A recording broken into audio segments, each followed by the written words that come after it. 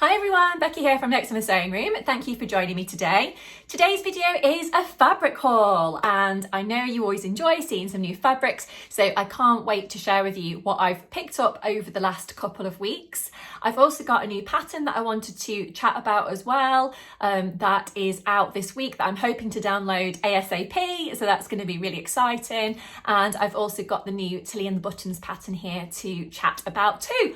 So I hope you enjoy watching today. If you do, don't forget to hit that like button and subscribe to my channel if you haven't already. So here goes. I have all of these gorgeous fabrics here to talk about. So where do I start? Let's start with some of the pretty ones, shall we? So I'm going to delve to the bottom of my pile here, and I'm going to show you. I've actually still got the tissue paper around it because it's arrived in the post. I've got this one here.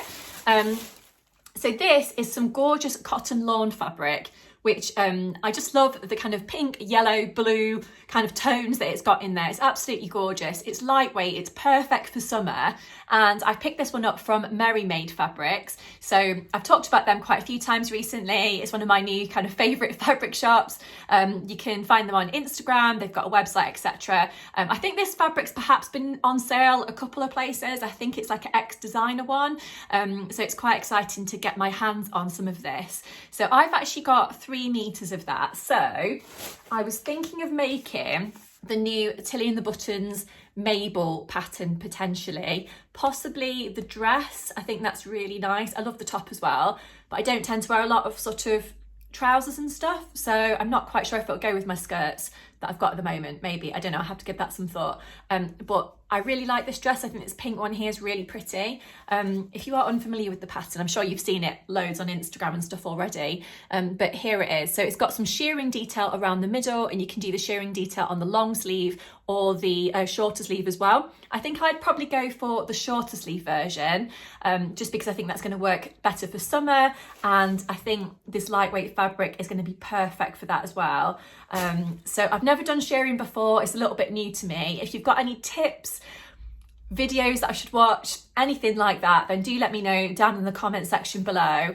I know the Tilly and the Buttons website have actually done a kind of tutorial of how to do shearing, which I've watched, and that's really super helpful. And I think I've watched one before by the Stitch Sisters.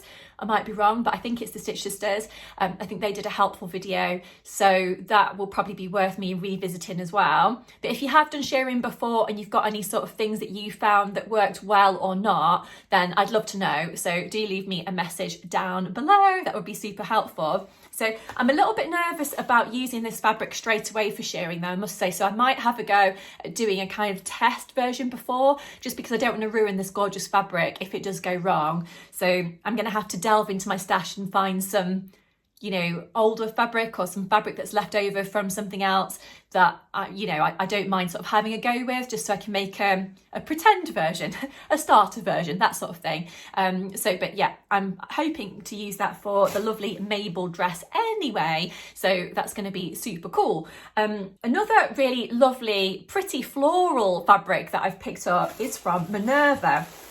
So this is actually another one that I was contemplating using for the Mabel, but I've also thought about using it as a matching top and bottoms. So I think that could work well. This is one of the new Minerva linen fabrics that they're doing. This is part of one of their exclusive ranges. So I was kindly given this fabric as part of their brand ambassador program. So I have washed it, so it's a little bit crinkly. It's not too bad though, as linen goes, I'd say. I've had linen fabrics before and they're very, very crinkly, but not this one, so that's good. It has frayed a bit when I've washed it, but not loads. So I think as long as I overlock it when I do make whatever I'm going to make, then I think that's going to work fine. I would say it's a lightweight fabric, but it's not too light, if that makes sense. So I think you could also layer it up with a lovely cardigan and tights, and you could probably wear it, you know, into the autumn, winter, that kind of thing. I like this fabric because it's got quite a lot of different floral tones on there.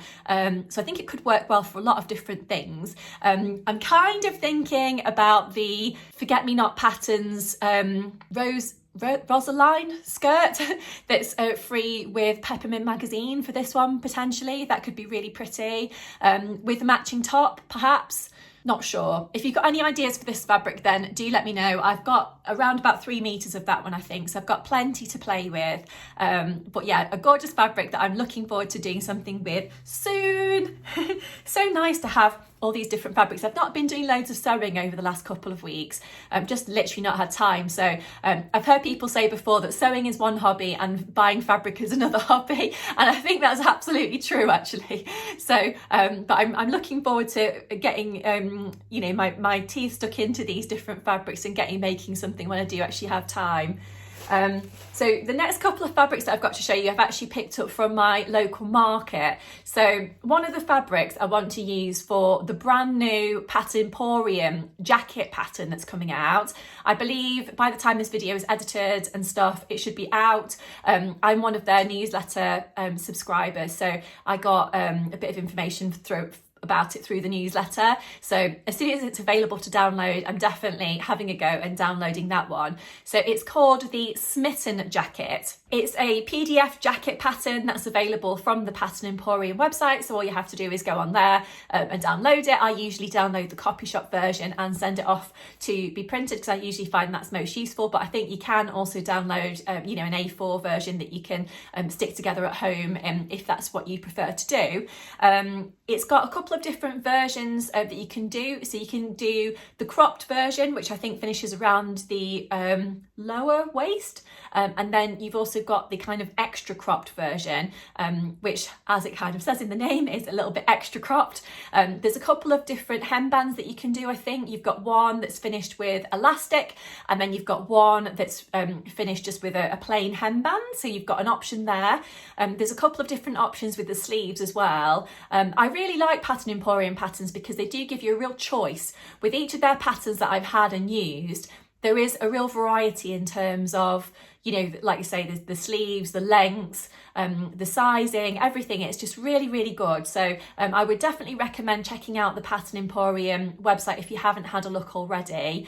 But yes, there's the sleeves. You've got one that's finished with elastic around the cuff, which is probably the version that I would choose. And then you've got a plain sleeve version as well. So I am planning on making the Sew Over It Sorrento jacket as part of my spring summer capsule wardrobe, but you know, hey ho, why not make a second jacket as well? So it's one of those things, isn't it? You don't make a jacket for ages and then you end up making two at the same time. But the fabric I've got for this one is this. So as you know, I like a denim fabric, and I spotted this on my local market and I thought I've got to take that home with me. So it's actually quite a lightweight denim fabric. It's got a little bit of a stretch to it. So the Smitten jacket I don't think has to be made with any kind of stretch. So although I think possibly Pattern Emporium have had a go at doing a sample with a stretch fabric, but it's actually made for wovens. So this is a woven fabric, it just has a little bit of stretch in it, which I find quite comfortable, particularly across the shoulders, just so it's not too pulled when you're sitting down or when you're driving and that kind of thing. So I bought about 3.5 meters of this from the market. I say about because I basically bought what was left on the roll. So the person on the store just said, oh, I'll throw the rest of it in. So I think I've got about 3.5 meters here. It's quite a narrow fabric, so hopefully I'm going to have enough. But I think I'm probably going to finish it off with some cute jeans buttons down the front. And I guess you've got options to do top stitching with this jacket or not. Just depends on, I'll see what I fancy when I go along, to be honest. But yeah, I think this is really nice. It's going to go with lots of different things that I've already got in my wardrobe. Maybe even some of these are the fabrics that I showed before. So yes, looking forward to working with that one. I need to get all these fabrics washed that haven't been washed so far. I've washed the Minerva one, but not these other ones. I only picked up the ones from the market yesterday, so they're kind of hot off the press of me actually buying them.